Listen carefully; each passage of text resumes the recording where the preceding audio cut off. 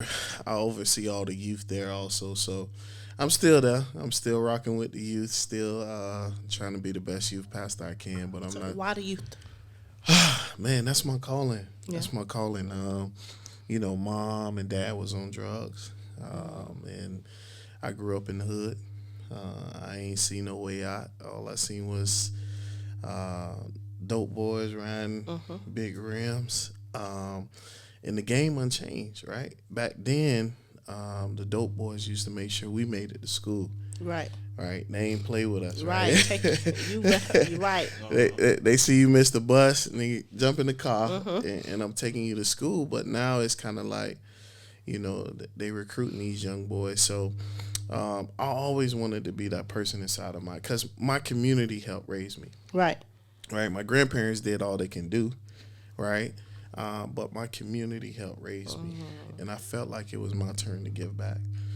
And so that's what I just been doing for over 15 years now. I'm still young. I'm only 32, but for over 15 years now, that's what I've been doing, giving back. 32, yeah, that is young. Yeah. So, how did you start with that?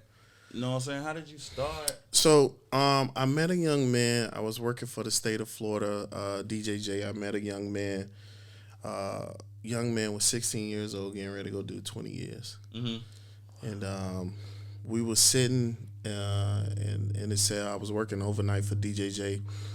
And we used to have, I built a bond with this kid, right? And so every night, as we do, because we had to do our little 10-minute checks. So in order to stay up, the kid just always stayed up talking to me. And so I can remember some of our conversations. And he reminded me of me. Yeah. Where mom and dad was on drugs, left him.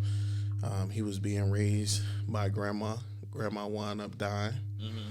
So there was nobody else to help the young man out. And he got caught one day trying to rob another person, trying to put food on the table, right?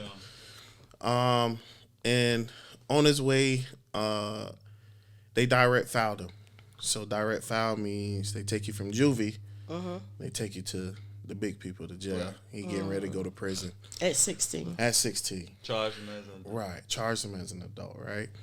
On his way out, tears ran down my face because we had built this bond. Right.